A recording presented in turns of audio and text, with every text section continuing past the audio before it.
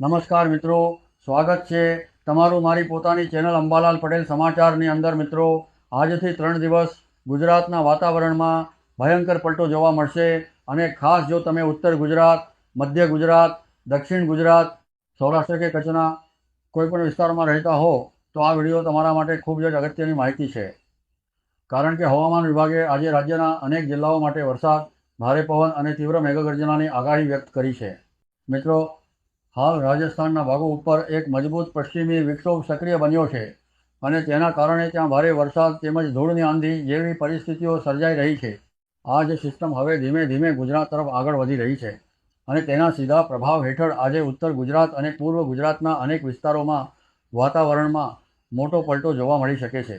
હાલના સેટેલાઇટ ચિત્રો અને હવામાન મોડલો મુજબ રાજસ્થાનના જોધપુર અને આસપાસના વિસ્તારોમાંથી ગાજવીજવાળા વાદળો દક્ષિણ અને પૂર્વ દિશામાં આગળ વધી રહ્યા છે અને આવનારી કલાકોમાં સાબરકાંઠા, અરવલ્લી, મહીસાગર, દાહોદ અને પંચમહાલના વિસ્તારો સુધી પહોંચી શકે છે. હવામાન વિભાગે આ વિસ્તારો માટે ઓરેન્જ એલર્ટ જાહેર કર્યું છે અને કેટલાક વિસ્તારોમાં 40થી 60 કિલોમીટર પ્રતિ કલાકની ઝડપે પવન ફૂંકાવાની શક્યતા વ્યક્ત કરી છે. મિત્રો, ઉત્તર ગુજરાતના બનાસકાંઠા, પાટણ અને મહેસાણા જિલ્લાઓમાં પણ વાતાવરણમાં અચાનક ફેરફાર આવી શકે છે અને ગાજવીજ સાથે વરસાદી ઝાપટાં પડવાની શક્યતા છે. મધ્ય ગુજરાતની વાત કરીએ તો અમદાવાદ, ગાંધીનગર, ખેડા, આણંદ, વડોદરા અને છોટાઉદેપુરના વિસ્તારોમાં પણ બપોર બાદ અને સાંજના સમયગાળા દરમિયાન વાદળછાયું વાતાવરણ સર્જાઈ શકે છે અને અનેક વિસ્તારોમાં વરસાદની શરૂઆત થઈ શકે છે. ખાસ કરીને અમદાવાદ શહેર અને આસપાસના વિસ્તારોમાં રાત્રિના સમયે પવન સાથે વરસાદી ઝાપટાં પડવાની સંભાવના વ્યક્ત કરવામાં આવી રહી છે. દક્ષિણ ગુજરાતના નર્મદા, તાપી, ડાંગ, નવસારી, સુરત અને વલસાડ જિલ્લાઓમાં પણ ભેજનું પ્રમાણ વધતા ગાજવીજ સાથે વરસાદી માહોલ સર્જાઈ શકે છે. સૌરાષ્ટ્રની વાત કરીએ તો રાજકોટ, અમરેલી, ભાવનગર, બોટાદ, જૂનાગઢ અને ગીર સોમનાથના અમુક વિસ્તારોમાં હળવાથી મધ્યમ વરસાદની સંભાવના છે, જ્યારે દ્વારકા અને પોરબંદરના દરિયાકાંઠાના વિસ્તારોમાં વાદળછાયું વાતાવરણ જોવા મળી શકે છે. કચ્છમાં વરસાદની સંભાવના ઓછી હોવા છતાં અમુક વિસ્તારોમાં હળવો પલટો નોંધાઈ શકે છે.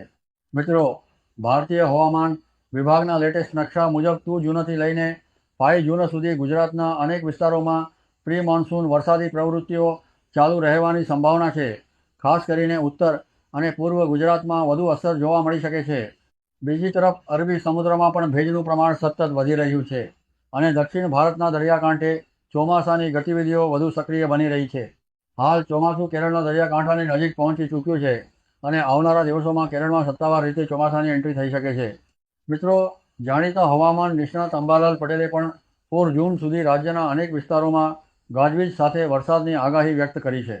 તેમના જણાવ્યા અનુસાર ઉત્તર ગુજરાત અને પૂર્વ ગુજરાતના જિલ્લાઓમાં કેટલાક વિસ્તારોમાં સારો વરસાદ પડી શકે છે. તેમણે વધુમાં જણાવ્યું છે કે 1 જૂનથી 15 જૂન વચ્ચે હવામાનમાં વધુ ફેરફાર જોવા મળી શકે છે અને ત્યારબાદ 20 જૂન પછી ગુજરાતમાં ચોમાસું વધુ સક્રિય બની શકે છે. તેમની આગાહી મુજબ 20 જૂનથી 30 જૂન દરમિયાન રાજ્યના અનેક વિસ્તારોમાં વાવણીલાયક વરસાદ પડવાની શક્યતા છે. મિત્રો, હાલ અરબી સમુદ્ર અને બંગાળની ખાડીમાં કોઈ વાવાઝોડું બનવાની સંભાવના દેખાતી નથી, જેના કારણે ગુજરાત માટે કોઈ તાત્કાલિક વાવાઝોડાનો ખતરો નથી. જોકે પશ્ચિમી વિક્ષોભ અને ભેજના વધતા પ્રમાણને કારણે આગામી 4 દિવસ રાજ્યના અનેક વિસ્તારોમાં વરસાદી માહોલ યથાવત રહી શકે છે. તેથી ખેડૂતો, વાહન ચાલકો અને સામાન્ય નાગરિકોએ હવામાનની અપડેટ પર સતત નજર રાખવી જરૂરી છે. જો તમે ઉત્તર ગુજરાત, મધ્ય ગુજરાત કે દક્ષિણ ગુજરાતમાં રહેતા હોવ તો ખાસ કરીને બપોર બાદ અને સાંજના સમયે સાવચેતી રાખશો, કારણ કે ગાજવીજ અને ભારે પવન સાથે વરસાદની શક્યતા વધુ છે. મિત્રો, આજની આ મહત્વપૂર્ણ હવામાન અપડેટ તમને કેવી લાગી તે અમને કોમેન્ટ કરીને જરૂર જણાવજો અને તમારા વિસ્તારમાં વરસાદ શરૂ થયો હોય તો પણ કોમેન્ટમાં લખીને માહિતી આપજો. આવી જ ગુજરાતના હવામાન, ચોમાસા, વરસાદ અને મહત્વપૂર્ણ સમાચારની સૌથી ઝડપી માહિતી મેળવવા માટે અંબાલાલ પટેલ સમાચાર ચેનલને અત્યારે જે સબસ્ક્રાઇબ કરો